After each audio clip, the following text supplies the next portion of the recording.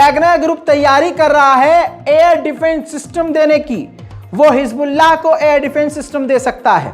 Wagner group के हाथ में है, या तो वो हिजबुल्लाह को एयर डिफेंस सिस्टम देगा या तो वो ईरान को एयर डिफेंस सिस्टम देगा। ये अगर कोई और कहता, रिपोर्ट कहती, तो बात अलग थी। ये अमेरिका के द्वारा ऑफिशियली कहा गया है। अमेरिका की इंटेलिजेंस ने जानकारी दी है कि रशिया भी इसमें राजी है। जाहिर सी बात है, वैगनर ग्रुप रशिया का ही हिस्सा है। मेरे दोस्तों, अब जंग बहुत ज्यादा बढ़ चुकी है। अब तक ये कहा जा रहा था कि जंग जो है, भले ही सीज फायर हो रहा हो या हो चुका हो या अंदर बात चल रही हो या सीज फायर बढ़ाने की बात हो रही हो, लेकिन एक बात बता दूं, जंग बहुत ज़्यादा बढ़ चुकी है। नेतन्याहू बोल रहा है बार बार, अगर वो सीज फायर की भी बात करता है तो पीछे से बोलता है कि हम जंग नहीं रोकेंगे। इजराइल ने हमेशा से फिलिस्तीन पर कब्जा किया है। आइए आपको ये मैप दिखाता हूँ। 1967 से लेकर ये मैप शुरू हो रहा है। 1967 में फिलिस्तीन इस तरह से था। 56 साल से वो कब्जा कर रहा है। पीछे से शुरुआत करता है 1937 से कब्जा करना, धीरे धीरे आगे बढ़ता रहता है। 1945, 46, 47 तक यूएन ने पार्टीशन किया। उसके बाद भी 1967 में आप ये देख लीजिए। फिर उसके बाद दोबारा से 2023 में आप इलीगल एक्टिविटी देखिए। और उसके बाद अब गाजा में आ जाइए। गाजा में भी अब जाकर उसने 3 साइड से कब्जा कर लिया है और सेंट्रल गाजा को तोड़कर अलग कर दिया है। ये फिलिस्तीन का इतिहास है। मेरे दोस्तों, मुस्लिम ममालिक इतना बोल भी नहीं रहे हैं जितना एक नॉन मुस्लिम देश इजराइल के खिलाफ बोल दे रहा है। बेल्जियम की डिप्टी प्राइम मिनिस्टर ने कहा है कि इजराइल जो वॉर क्राइम कर रहा है उसके खिलाफ हम कदम उठाएंगे। साथ ही हम इंटरनेशनल क्रिमिनल कोर्ट में भी जाएंगे, इसकी जांच की मांग करेंगे। Deputy prime minister of Belgium ने यह तक कह दिया कि इजराइल के जो प्रोडक्ट्स हैं उसको हम बैन करेंगे।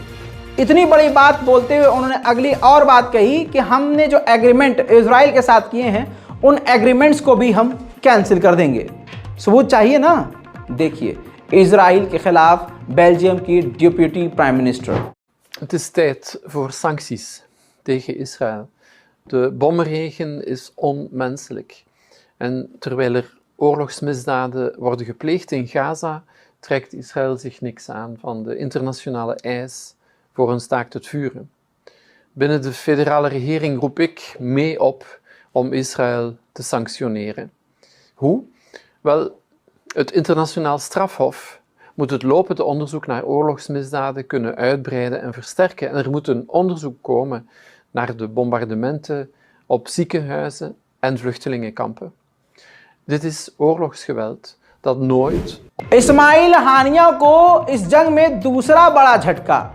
अभी मैंने बताया था कि उनकी पोती मारी गई हैं, अभी 9-10 दिन पहले गाजा में। अब ये तस्वीर देखिए, ये जो नौजवान लड़का है ये पोता है उनका। तो पोता भी गाजा में इजराइल के हमलों में मारा गया है।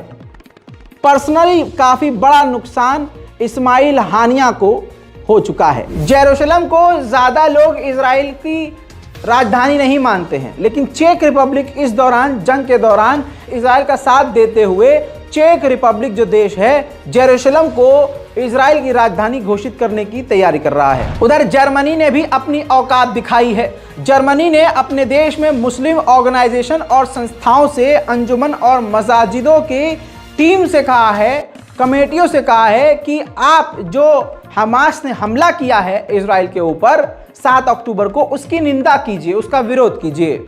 यानी बिल्कुल जबरदस्ती पे उतर गया है वेस्ट। यूरोपीय यूनियन के पार्लियामेंट के मेंबर ने यूएन में फिर से, आयरिश एमपी ने फिर से इजराइल और यूरोपीय यूनियन को नंगा किया।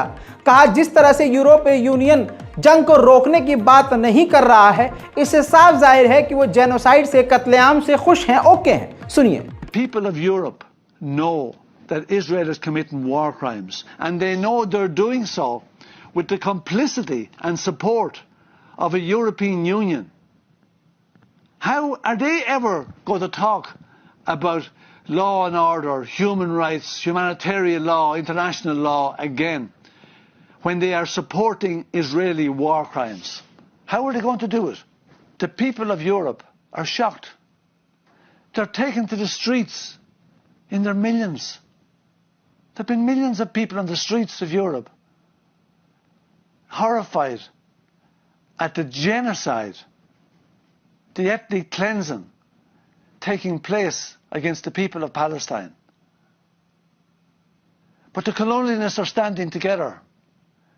The white race, the North Americans, the Europeans, the UK. उधर अमेरिका ने चाइना की तारीफ कर दी है। अमेरिका ने कहा कि हम चाइना से काफ़ी खुश हैं, जिस तरह से चाइना ने मिडिल ईस्ट में अपने कंस्ट्रक्टिव रिलेशन को दिखाया है और बेहतर काम कर रहा है जंग को और हालात को कंट्रोल करने के लिए, जबकि खुला खुला चाइना इजराइल को जलील कर रहा है। लगभग 14,000 तक मौतें हो चुकी हैं और 33,000 फिलिस्तीनी गाजा के लोग बुरी तरह से घायल हैं। वहीं हिजबुल्लाह की तरफ से बयान में यह कहा गया है मुस्लिम देशों को संकेत देकर कि भैया हम इस जंग में इजराइल के सामने कूदे हुए हैं और मुस्लिम ममालिक को जो ये कर रहे हैं उससे ज़्यादा करना चाहिए, इतना काफ़ी नहीं है। गजा में एक परिवार है जिस परिवार में 2 साल की बेटी है, बच्ची है। उनके पिताजी, उनके पापा, उनके वालिद, उस बच्ची के वालिद मोरक्को में हैं।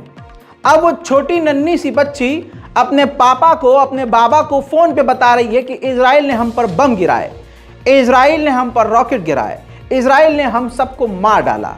सुनिए मासूम बच्ची के मुंह से उसका दर्द।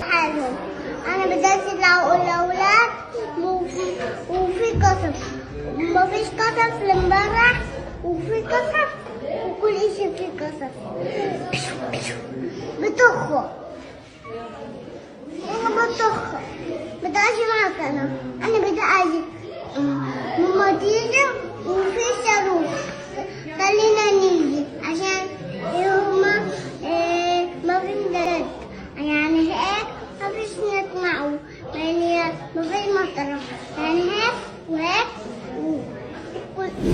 वहीं इजराइल की बात करें तो इजराइल के सैनिक और इजराइल के लोग कितने हैवान हैं, इस बात से अंदाज़ा लगा लीजिए कि वो टिकटॉक पर फिलिस्तीनियों का, गाज़ा के लोगों का मजाक उड़ा रहे हैं, जो उनके पास पानी नहीं है, उनके पास खाना नहीं है और हालात उनके बुरे हैं।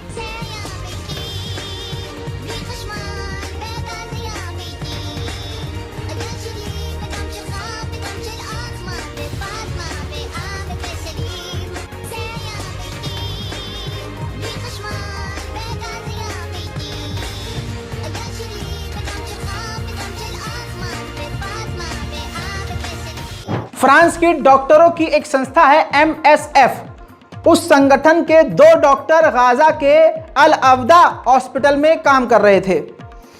इजराइल ने उस पर भी बमबारी की, जिस बमबारी में उस फ्रांसीसी ऑर्गेनाइजेशन के 2 डॉक्टर मारे गए। जब उनके 2 मारे गए तब उनके पिछवाड़े से जो है बातें निकली, तब उनका गू उनके मुंह में आया। अब उन्होंने बोला कि फ्रांस के 2 डॉक्टर मारे गए हैं, हमारी संस्था के 2 डॉक्टर अल अवदा अस्पताल में गजा में मारे गए हैं। इजराइल ने यह खौफनाक हमला किया है। इससे पहले की रिपोर्ट में मैं बता चुका हूं मोहम्मद बिन सलमान ने कितना बड़ा बयान दिया ब्रिक्स की मीटिंग में, और यह तक कह दिया कि 2 स्टेट सॉल्यूशन होना चाहिए और पूरी दुनिया को हथियार इजराइल को देना बंद करना चाहिए, क्योंकि उन हथियारों का इस्तेमाल इजराइल फिलिस्तीनियों को मारने के लिए कर रहा है। किसी गधे के गू ने कमेंट किया कि रजा भाई आप अपने मन से बता रहे हो, लीजिए अब मैं सबूत उसके मुंह पर रख रहा हूं। तमाम लोग इस वीडियो को शेयर कीजिएगा, जिसमें मोहम्मद बिन सलमान साफ कह रहे हैं कि हथियार दुनिया देना बंद कर दे इजराइल को।